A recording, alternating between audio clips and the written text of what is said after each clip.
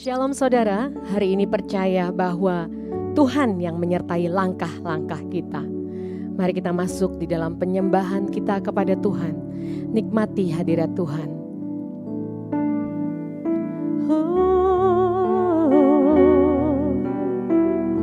Haleluya.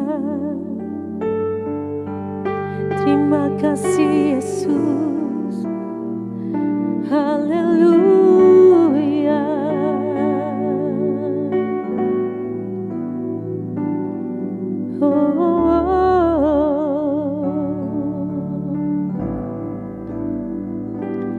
Kau Tuhan yang selamatkanku. Terima kasih Yesus. Kau Tuhan yang pulihkanku. Terima kasih.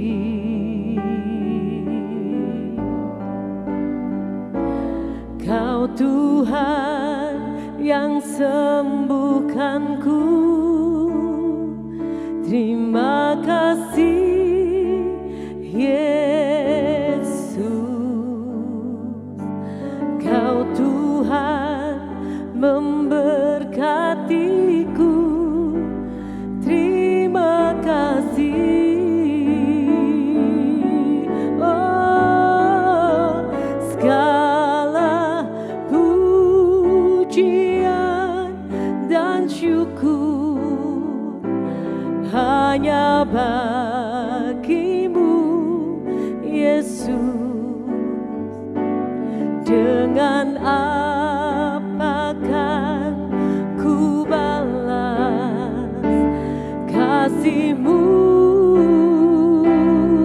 Oh, oh, segala hormat kemuliaan hanya layak bagimu.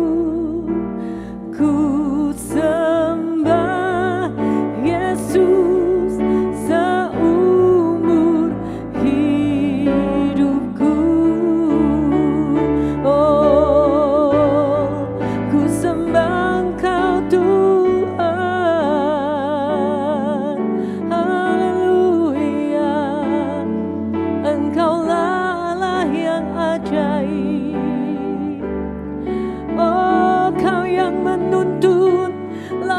hidup kami. Terima kasih Yesus, haleluya. Terima kasih Allah yang dahsyat, haleluya. Kami mau berjalan bersamamu, melangkah bersamamu. Terima kasih Tuhan, haleluya.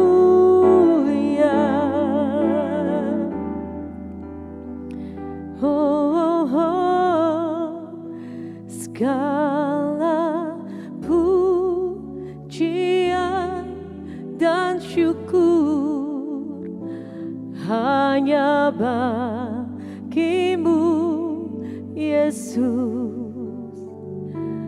Dengan apakah ku balas kasih-Mu? Oh, segala hormat kemuliaan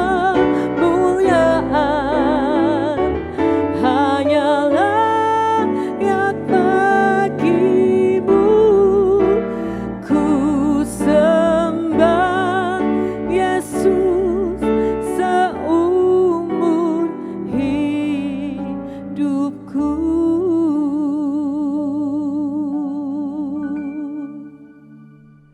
Shalom God's Lovers sekalian, apa kabar? Jumpa lagi bersama saya Randy Chandra Dinata di dalam program Words from Heaven. Dan pada kesempatan kali ini kita masih membahas tema besar kita, yaitu menderita bagi Kristus. Kita telah belajar bahwa menderita bagi Kristus itu adalah sebuah keniscayaan dan bukan pilihan. Begitupun menderita bagi Kristus itu harusnya disebabkan karena iman kepada Dia, bukan karena kelakuan kita. Dan sekarang pertanyaan selanjutnya adalah seperti apa bentuk menderita bagi Kristus itu? Nah, yang pertama tentunya bicara tentang menyangkal diri, saudara. Di dalam Matius pasalnya yang ke-16 ayat 24. Matius pasalnya yang ke-16 ayat 24. Lalu Yesus berkata kepada murid-muridnya, "Setiap orang yang mau mengikut aku, ia harus menyangkal dirinya, memikul salibnya, dan mengikut aku." Menyangkal diri. Deny yourself. Nah, apa yang dimaksud dengan menyangkal diri? Tentunya ini juga menjadi sebuah esensi dari hidup kekristenan kita. Bagaimana hidup kekristenan kita itu adalah hidup yang beralih dari hidup yang tadinya berfokus, berpusat kepada diri sendiri, menjadi sebuah kehidupan yang berpusatkan atau berfokuskan kepada Kristus. Kita beralih dari kehidupan yang self-centered jadi sebuah kehidupan yang Christ-centered. Hidupku bukannya aku lagi, tetapi Yesus Kristus yang harus hidup, yang harus menjadi raja, memerintah atas kehidupanku. 2 Korintus pasalnya yang ke-5 ayat 15 katakan demikian. Dan Kristus telah mati untuk semua orang, supaya mereka yang hidup tidak lagi hidup untuk dirinya sendiri, tetapi hidup untuk Dia, untuk Kristus yang telah mati dan dibangkitkan bagi mereka. Nah, pertanyaannya, sudahkah kehidupan kekristenan kita diwarnai dengan penyangkalan diri? Karena ketika kita belajar untuk menyangkal diri kita, di situ kita pasti menderita, saudara. Karena bukan lagi daging kita, bukan lagi ego kita, bukan lagi kehendak kita yang kita dahulukan, tetapi kehendak Tuhanlah yang kita nomor satukan. Keinginan Tuhan yang kita dahulukan. Amin, saudara. Nah, sekarang yang jadi pertanyaan, bagaimana kita mengaplikasikan penyangkalan diri ini di dalam kehidupan kita? Nah, minimal ada 3 hal, saudara, yang bisa kita lakukan.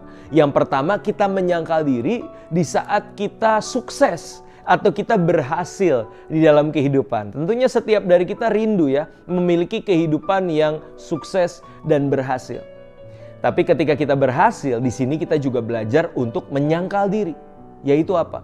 Menyadari bahwa kesuksesan dan keberhasilan kita bukan untuk kemuliaan kita, tapi untuk kemuliaan Tuhan. Ada istilah soli deo gloria. Kita kembalikan segala kemuliaan hanya bagi Dia. Kemuliaan bagi Dia, bukan bagi dua, saudara ya, bagi dia dan bagi saya. No. Tapi bagi dia saja segala kemuliaan. Dan disitulah dibutuhkan penyangkalan diri. Untuk kita tidak menjadi sombong dan merasa diri bisa oleh karena kemampuan kita. Tapi kita kembalikan kemuliaan dari dia, oleh dia, dan untuk dia. Ya, itu ketika kita sukses.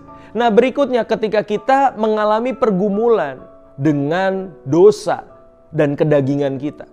Ketika kita diperhadapkan dengan kesempatan mungkin untuk membalas orang yang menyakiti kita.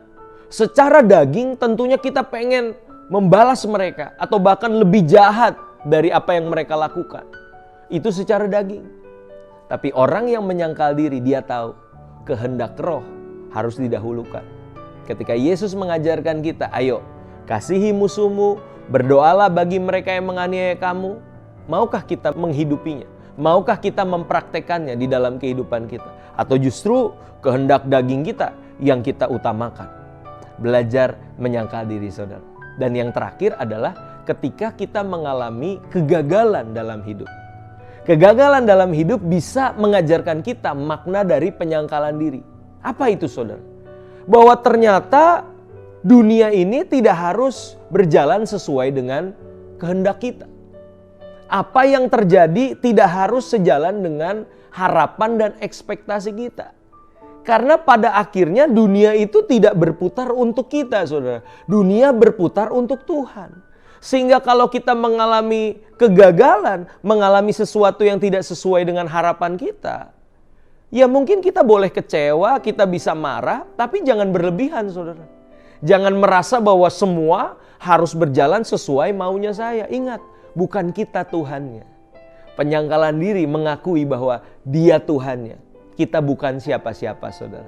Sehingga kalau segala sesuatunya berjalan tidak sesuai harapan kita bisa menerima dengan keikhlasan, kita bisa menerima dengan lapang dada. Kenapa? Karena kita sadar bahwa dunia ini berputar bukan untuk kita, tetapi dunia ini berputar untuk Tuhan. Amin, saudara. Yuk belajar sama-sama menyangkal diri.